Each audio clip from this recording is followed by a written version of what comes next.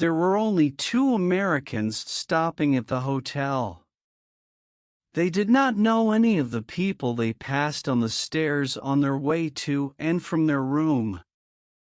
Their room was on the 2nd floor facing the sea. It also faced the public garden and the war monument.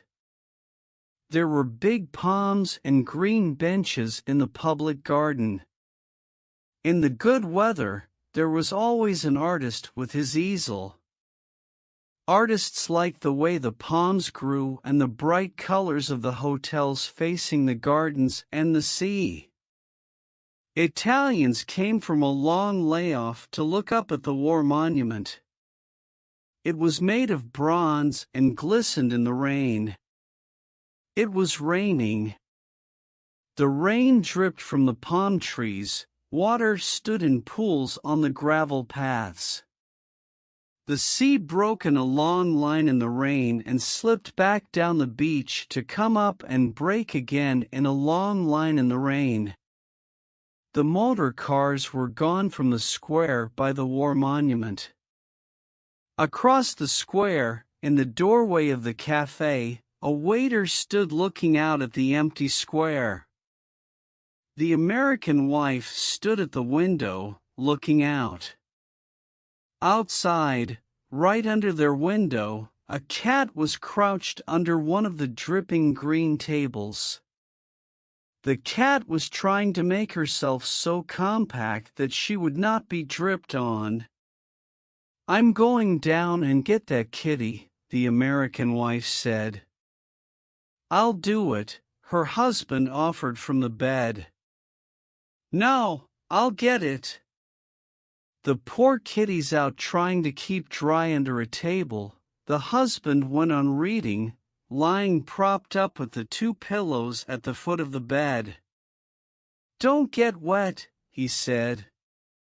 The wife went downstairs, and the hotel owner stood up and bowed to her as she passed the office. His desk was at the far end of the office. He was an old man and very tall.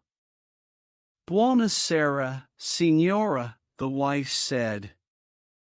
She liked the hotel keeper. "Vedi il tempo?" "It is very bad weather." He stood behind his desk in the far end of the dim room. The wife liked him. She liked the deadly serious way he received any complaints.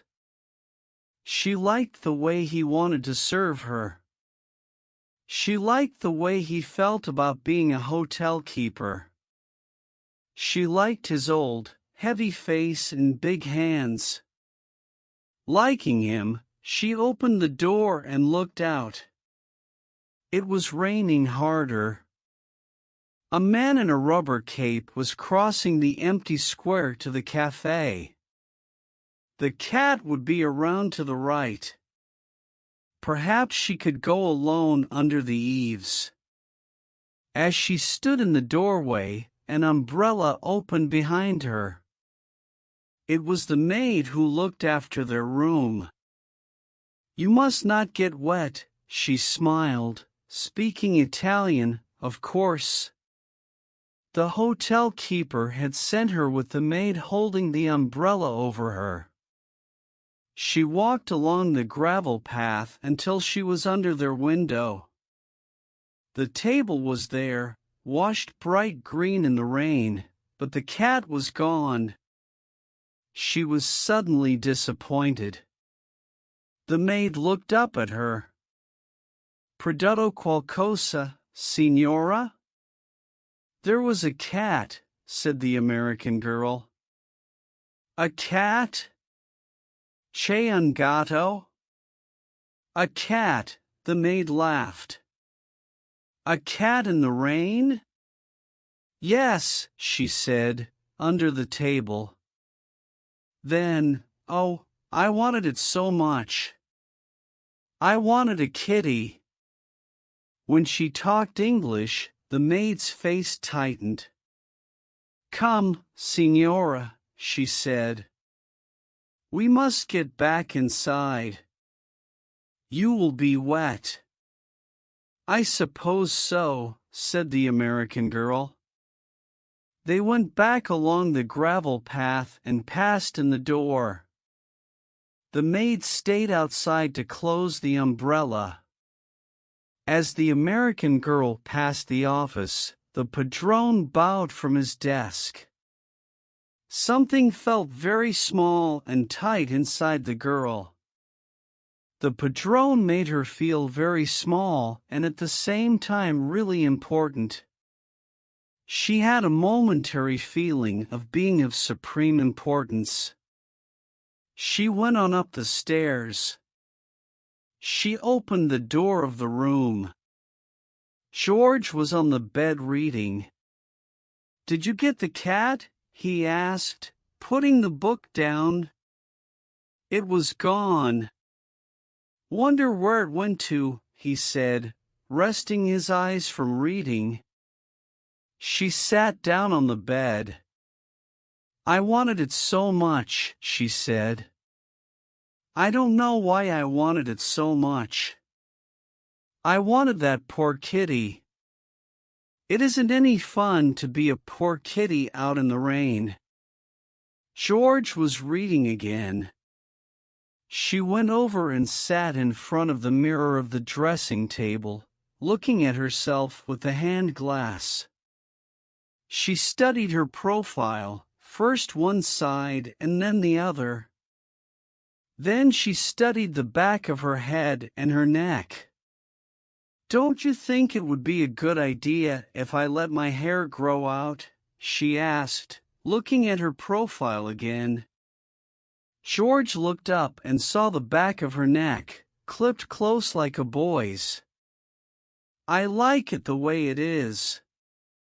I get so tired of it," she said.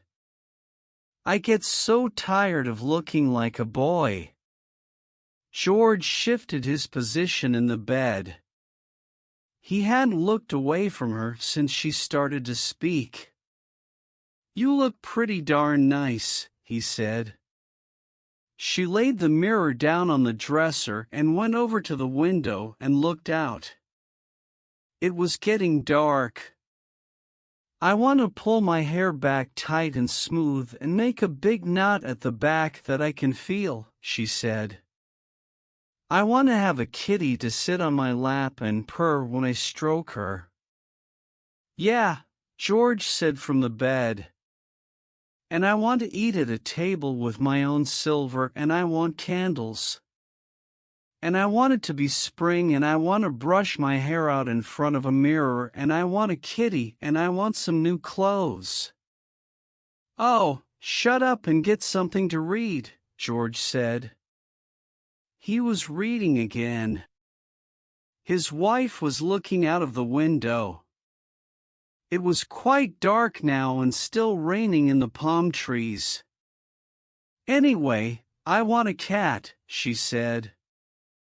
"I want a cat. I want a cat now. If I can't have long hair or any fun, I can have a cat." George was not listening. He was reading his book. His wife looked out of the window where the light had come on in the square. Someone knocked at the door. "Avanti," George said. He looked up from his book. In the doorway stood the maid. She held a big tortoiseshell cat pressed tight against her and swung down against her body. "Excuse me," she said. "The padrone asked me to bring this for the signora."